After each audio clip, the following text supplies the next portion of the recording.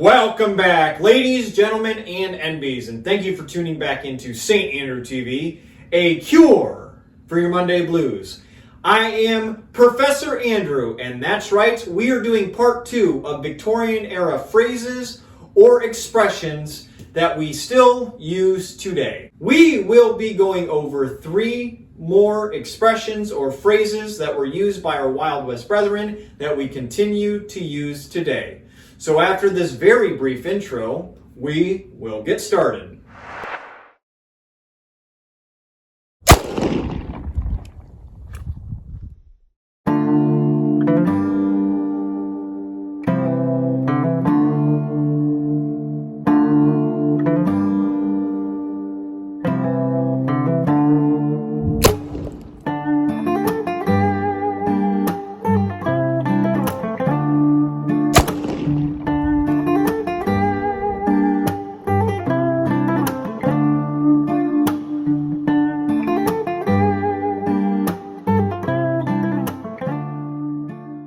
So the first one has actually a little bit of a story behind it. The first one we will cover is bag o' mystery. I would like people to go down in the comments before you move on to the next part and guess what that means. If you guess sausage, you'd be correct. It is referring to a sausage. And it's a reference to nobody knows what's in them, but if you enjoy sausage like I do, you don't really care. The first documented use of this was in 1864, but it predates the 1860s all the way into the 1850s. But the reason I bring this one up is because we've probably all heard the term of mystery meat. I use it quite frequently when I crack open a can of SpaghettiOs and you have little meatballs in there.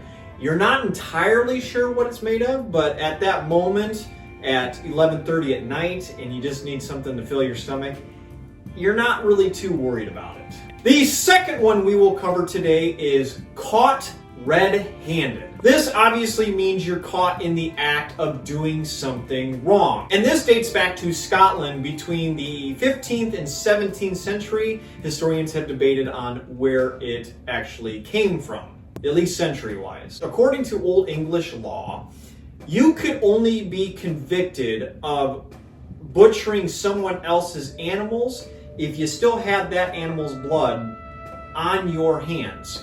Which obviously if your hands are covered in blood, they're red. And that's what it means to be caught red-handed. And again, I don't know how anybody could miss somebody going into their barn and butchering their cow or something like that.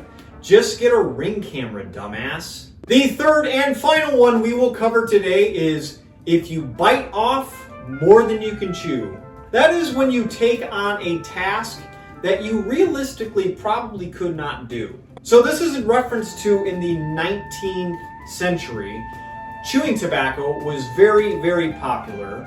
And if you were to put more chewing tobacco in your mouth than you could realistically handle, then you could have all sorts of issues. That includes dizziness, nausea, and maybe a little bit of stumbling because you're not used to the effects of having that much tobacco in your mouth. So obviously if you bite off more than you can chew, you're gonna have a bad time. And that concludes part 2 of Wild West / Victorian era expressions or phrases that we still use today. Let me know if you'd like a part 3 as well, because it's really not too much hassle to do so. Please leave a like if you've enjoyed today's video, or leave me a comment stating what you liked, or tell me what I should do next. I have a Patreon that is linked down in the description below, or right at the bottom of your screen here, and that's a picture of it. I take pride in only being community funded because I do think we have the best community here on YouTube. But do not feel obligated to go donate to the Patreon, only if your means allow you to do so.